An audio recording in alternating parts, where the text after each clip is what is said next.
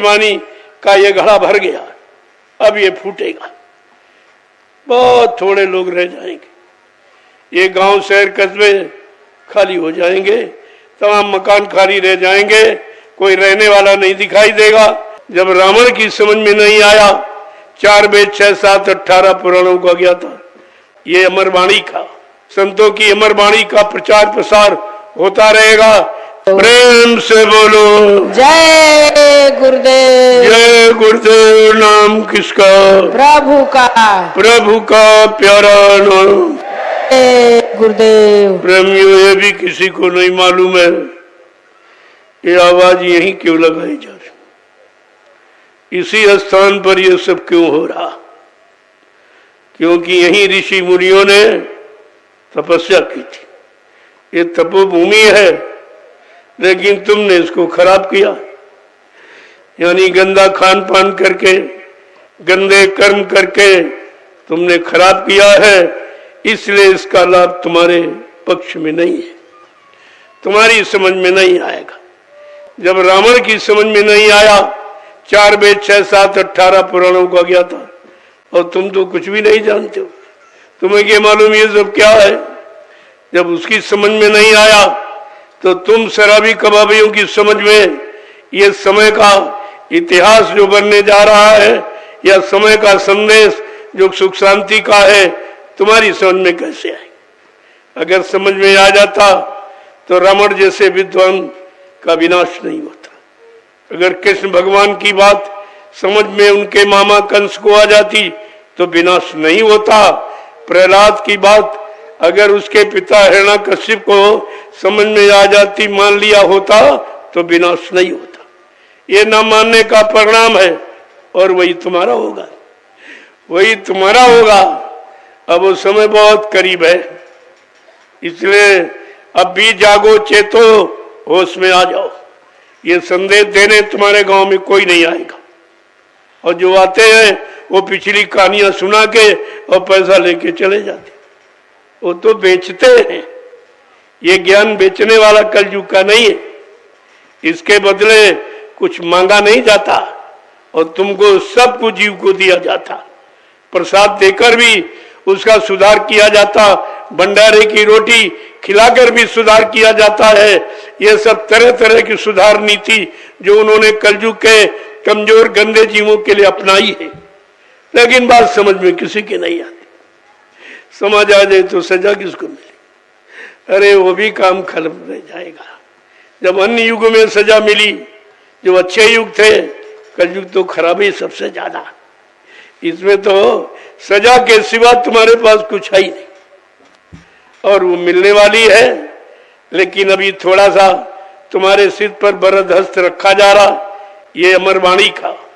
जब तक इस आकाश मंडल में संतों की अमरवाणी का प्रचार प्रसार होता रहेगा, तब तक कुदरत खुल के नंगा नाच नहीं कर सकती, ये उसकी ताकत नहीं है। लेकिन जब आप मजबूर कर दोगे उनको, मानोगे नहीं, चेतोगे नहीं, सुधरोगे नहीं, तो फिर वो चार्ज स्वयं तो करेंगे नहीं, अपना चार्ज ये प्रगत को सौंप देंगे, और प्रगत तो 1 सेकेंड में करोड़ों का वारा न्यारा। अभी आपने देखा, बाबा जी सन 80 से आपको बता रहे हैं कि शाकाहारी हो जाओ, शाकाहारी हो जाओ, यानी सदाचारी हो जाओ, एक नारी ब्रह्मचारी बन जाओ, एक पति सती बन जाओ, तो तुम्हारा बचाव हो जाएगा। लेकिन किसी की समझ में नहीं आया। ये सब बिल्कुल सजा के कगार पर खड़े हैं, इनकी समझ में नहीं आएगा, क्योंकि इनके पापों का घड़ा भर गया। गंदे खान पान, स्वास्थ्य, लोभ, लालच, धोखाधड़ी, बेईमानी का ये घड़ा भर गया, अब ये फूटेगा। जब घड़ा फूटने को होता है तो मानव के विचार कैसे हो जाते हैं, यही तो समझना चाहिए आपको। लेकिन कहाँ लोगों ने समझा, कुछ नहीं समझा। अगर समझ लेते तो काम बन जाता, और समझोगे नहीं तो विनाश तुम्हारे हाथ में, इसके सिवा कुछ नहीं। बहुत थोड़े लोग रह जाएंगे, ये गांव शहर कस्बे खाली हो जाएंगे, तमाम मकान खाली रह जाएंगे, कोई रहने वाला नहीं दिखाई देगा।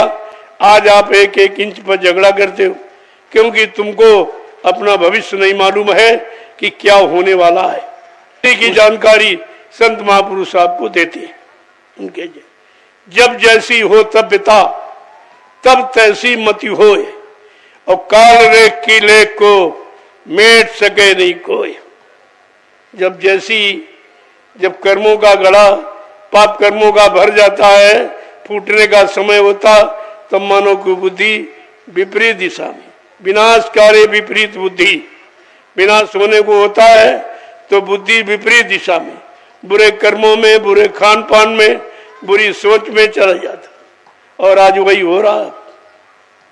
कितना डंका पीटा जाए, जिनका गला भर गया उनको तो कोई बचा नहीं सकता, क्योंकि माने नहीं है। बच तो सकते हैं, अगर संतों के वचनों को मान लें तो बच जाएंगे, क्योंकि संतों को अधिकार है। संत लेख पर मेख मारे, मेटे अंक कुंग भाल के। जो ब्रह्मा ने कलम चला दी तुम्हारे पाप पुण्य कर्मों की सजा और लाभ पाने की, संत महापुरुष चाहे तो तुम्हारे पाप कर्मों की अदायगी करा दे। उनके पास अधिकार है।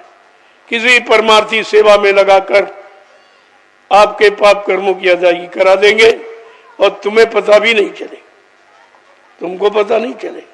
अगर पता चल जाएगा तुम और करने लगोगे। तुम तो कहोगे तो माफी हो रहा है, अब करने का फिर भी माफ हो जाएगा, फिर करेंगे फिर माफ हो जाएगा। इसलिए वो जानकारी लाभ की नहीं दी जा रही। क्या लाभ मिल रहा है, क्या लाभ तुम्हें दिया जा रहा है और किस किस तरीके से दिया जा रहा है, ये तो तुम्हें बताया ही नहीं जाता, इसे गुप्त रखा जाता। लेकिन आपको तो लाभ से मतलब होना चाहिए कि भाई लाभ मिले, कैसे भी मिले, कैसे भी वो दे दे तो देते रहते, उनका काम ही देने का। अब तुम ना ले पाओ और ना समझ पाओ इशारों को, दरस को, परस को, स्पर्श को, तो ये तुम जानो, तुम्हारा काम जाने, उनका काम देने का। वो सरल से सरल युक्ति कलयुग के जीव के साथ में प्रयोग करते हैं, क्योंकि कलयुग का जीव भोगी विलासी है।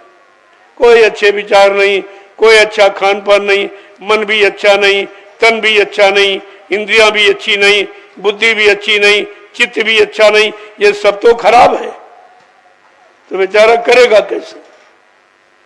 तब संतों ने दया फरमाई है कि चलो पहले इसके मनसा पाप को माफ कर दो, नहीं तो कभी नहीं जा पाएगा। क्योंकि तुम्हारा मन पाप के सिवा और कुछ सोचता ही नहीं, बुराई के सिवा और कुछ सोचता नहीं है, बुरे कर्मों के सिवा और कुछ सोचता नहीं है, क्योंकि उसको ये मालूम ही नहीं कि सत्कर्म क्या है और सत विचार क्या है। ये तो जब सत्संग में आओगे तब आपकी समझ में आएगा। गोस्वामी जी महाराज ने सत्संग की कितनी बड़ी महिमा कलयुग के जीवों प्रति बताई है। कलयुग के जीवों, अगर तुम संतों के वचनों को समझ लो और उनके अनुसार चलने लगो, करने लगो, तो तुम्हारी सब सफाई, सारे बुरे कर्म पाप कर्मों की सफाई कर देंगे। लेकिन ये विश्वास कहाँ होता, क्योंकि उनको आंख से दिखाई नहीं देता। संतों की क्रिया जो शुभ है तुम्हारे साथ होती है, वो इन्हीं आंखों से दिखाई नहीं देगी, उनके वचन इन कानों से सुनाई नहीं देंगे, क्योंकि वो आध्यात्मिक है, वो आध्यात्मिक क्रिया है, उससे सुधार हो सकता। भौतिक क्रियाओं में आप फंसे हो, भौतिक क्रियाएं, शारीरिक क्रियाएं, इंद्रियों की क्रियाएं करके तो तुम गंदे हुए हो। अब उससे कोई सुधार तुम्हारा थोड़ी होने वाला, इसलिए तुम्हारे साथ आध्यात्मिक क्रिया का प्रयोग किया जाता, तब तुम्हारे में सुधार होगा। तो उनका आगमन भारत भूमि पर इसे लिया, तमाम शक्तियों का अवतार पड़ा। तुम्हारे यहाँ 10 अवतार माने गए पहले के, कक्ष मक्ष 12 नरसिंह, वामन भगवान, परशुराम, कृष्ण, राम और कृष्ण, ये अवतार आपके यहाँ 10, ये है अवतार। लेकिन इन अवतारों का काम जीवात्मा से संबंधित नहीं है, उसके बारे में अवतार भी कुछ नहीं जानते, तो तुम कहां से जान पाओगे? जो तुम्हारे अवतार तुम्हारे सुधार के लिए आए, उनको ये नहीं मालूम है, तो तुमको कैसे बता दें कि कहां जान जाओ? जब उनसे वो तो किस काम के लिए आए, तो साफ साफ लिखा है कि जब जब हो यह धर्म की हानि और बाढ़े आंसू रे अधम अभिमानी, कि तब तब प्रभु इधरी मनुज शरीरा और हरहि कृपा निधि सज्जन पीरा। का कब अवतार होता है? जब मानो 3 भागों में डिवाइड होता, असुर, अधम, अभिमान, और तीनों में इस समय खूब भरपूर है, एकदम धुआंधार इसमें पड़े, तो विनाश की तो स्थिति हो ही गई। और का वो मानव शरीर में आएगा तब उसकी बातें आप समझ सको, और किसी शरीर में आ जाते तो तुम बोली भाषा नहीं समझ पाते, क्या कह रहे हैं, क्यों कह रहे हैं। तो इसलिए तुम्हारे सुधार और तुम्हारी जीवात्मा के उद्धार के लिए उन्होंने मानव तन धारण किया है, नहीं धारण किया। जब चाहेंगे बदल देंगे और जब चाहेंगे फिर वापस आ जाए।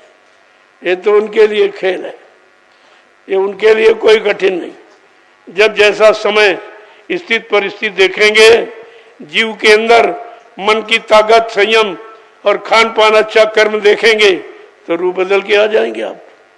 लेकिन आपका काम करिए, तुमको उनके रूप से मतलब नहीं है, तुम अपने रूप को पहचानो। तुम अभी अपने आप को नहीं पहचान पाए। तुम्हारे चेहरे में 2 आंखें लगी हैं और दुनिया को आंखें देखती हैं, लेकिन चेहरे को नहीं देख पाती, खुद को नहीं देख पा रही। ये आंखें खुद को न देख पाएंगी न पहचान पाएंगी, ये तो बाहर के दृश्यों को देखी, वो भी है काल के दृश्य, उनसे तुम्हारा कोई काम नहीं। इसलिए दयाल का काम जब प्रारंभ कराया जाता है तो दोनों आंख कान बंद करा दिए जाते। जब आप सिमरन ध्यान भजन करते हो तो आंख कान क्यों बंद कराए जाते? कि जो कुछ आपने देखा वो काल का देखा, तुम्हारे काम आने वाला नहीं, आंखें बंद कर लो। जो कुछ सुना है वो काल का बहकाने भरमाने वाले संदेश और सत्य हैं, इसलिए कान बंद करो। ये सब बंद कर को अंतर्मुखी होकर अपनी आत्मा की दिव्य आंख, तीसरी आंख से देखो, तीसरे कान से सुनो, तो तुमको सब सुनाई देगा कि ऊपर से जो वाणी आ रही, जिसको हिंदू महात्माओं ने ब्रह्मवाणी, आकाशवाणी, अनहत वाणी, ईश्वर वाणी कहा है, और मुसलमान फकीरों ने इसे कलमा और आयत का ये निरंतर 24 घंटे मनुष्य रूपी मंदिर में, जिस्मानी मस्जिद में ये आवाजें 24 घंटे आ रही। लेकिन अब तुम्हारा कान बंद है, आंख बंद है आत्मा की, तो आपको सुनाई नहीं देता। तो कहा भाई ये आंख कौन खोलेगा? अगर संसार शरीर की 2 आंखें, 2 कान, 2 नाक के सुराग अगर बंद हो जाए, खराब हो जाए, तो आप तलाश करते भाई कोई मतलब डॉक्टर वैद्य हकीम मिल जाए जो इनका जानकार हो, जानकारी देके हमारा ठीक कर दे। तो शरीर की आंख कान के लिए तो आपने पूछा और डॉक्टरों के पास गए, लेकिन जो आत्मा का आंख कान बंद है मुद्दतों से जब से आई, तो कभी आपने इसके बारे में सोचा है या कोई वैद्य हकीम डॉक्टर की तलाश की है? गोस्वामी महाराज ये भी बताना चाहते हैं रामचरित मानस के माध्यम से कि जीवात्मा का आंख और कान, उसे खोलने वाला कौन है, वो कौन खोलेगा? कहा ये तो सब जान गए डॉक्टर वैद्य हकीम, ये शरीर के आंख कान को ठीक कर सकते हैं अगर जानता है तो, लेकिन आत्मा का जो आंख कान नाक बंद वो नहीं जानते।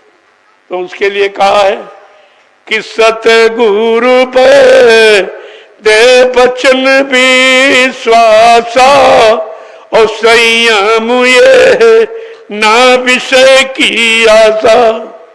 का अगर सतगुरु रूपी वैद्य मिल जाए, वो जीवात्मा के दिव्य कान आंख को ठीक कर सकती।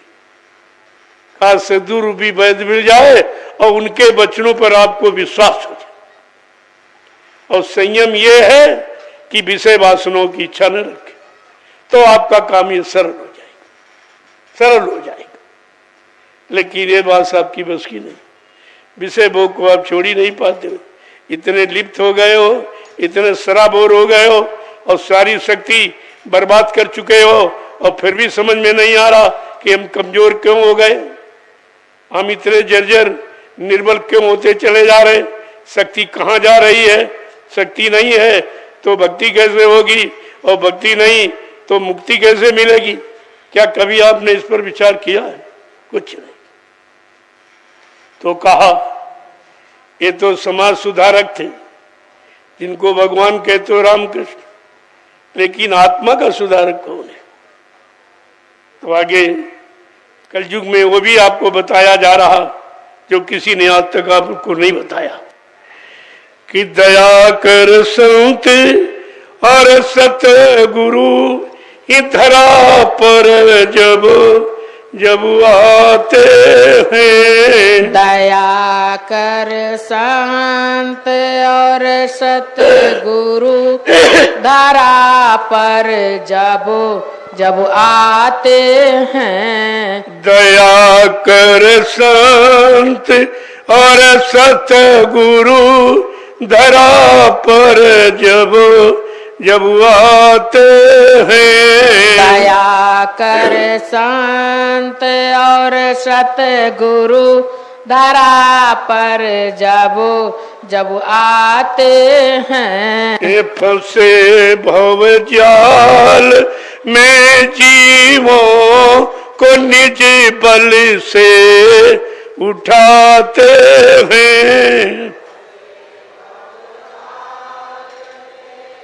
जीवों को निज बल से उठाते हैं। फंसे भव जाल में जीवों को निज बल से उठाते हैं। भव जाल में जीवों को निज बल से उठाते हैं। सुना सत्संग की महिमा पता घर का बताते हैं। सुना सत्संग की महिमा पता घर का बताते हैं। यह देते नाम की युक्ति प्रभु के पास जाने की। है देते नाम की युक्ति प्रभु के पास जाने की। ये पिय मत नाम का प्याला जिसे छक छक पिलाते हैं। ये नाम का रस का प्याला जिसे छक छक पिलाते हैं। दया कर संत और सतगुरु धरा पर जब जब आते हैं। दया कर संत और सतगुरु धरा पर जब जब आते हैं। फंसे भव जाल में जीवों को निज बल से उठाते हैं। फंसे भव जाल में जीवों को निज बल से उठाते हैं। युगों की भूल भटकी आत्मा रोती बिलखती है। युगों की भूल भटकी आत्मा रोती बिलखती है।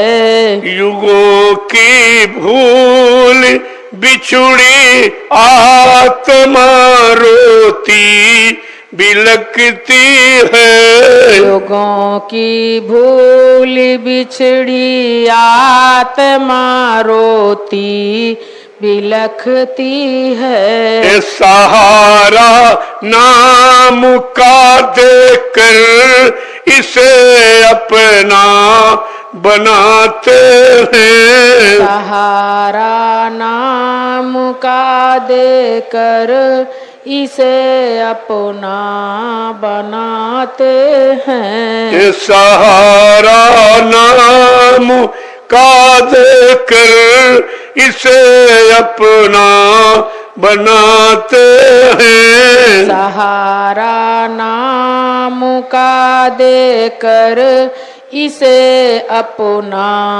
बनाते हैं। जला कर कर्म की ढेरी करा कर से वतन मन की। जला कर कर्म की ढेरी करा कर से वतन मन की। ये कर्मों की रिहाई का जिसे चरिया बताते हैं। ये कर्मों की रिहाई का जिसे जरिया बताते हैं। दया कर संत और सतगुरु धरा पर जब जब आते हैं। दया कर शांत और सतगुरु धरा पर जब